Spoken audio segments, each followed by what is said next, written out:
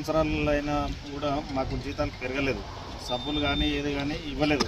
మొన్న మేడే రోజు మేము అనుకున్న విధంగా సీఎం గారు చేసినందుకు మా కార్మిక సంఘాల నుంచి అందరి తరపున మేము ధన్యవాదాలు చెప్తున్నాము.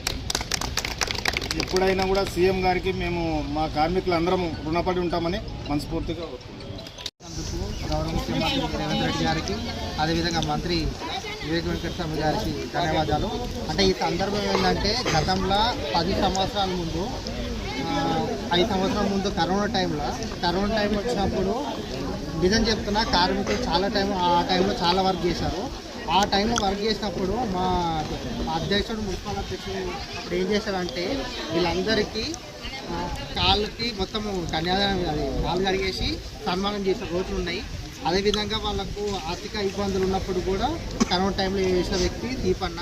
ఇవన్నీ కూడా గుర్తులేసుకో 10 సంవత్సరాల ముందు జరిగిన టీఆర్ఎస్ పాలన చూసుకొని ఈరోజు గవర్నమెంట్ మన కాంగ్రెస్ ప్రభుత్వంలో ఇలాంటి వేతనాలు పెరిగినందుకు రాబోయే రోజులలో ఇంకా రావాలి, ఇంకా మంచిగా కావాలని కోరుకుంటాం. మా యూత్ కాంగ్రెస్ తరఫున మేము కోరుకుంటున్నాం.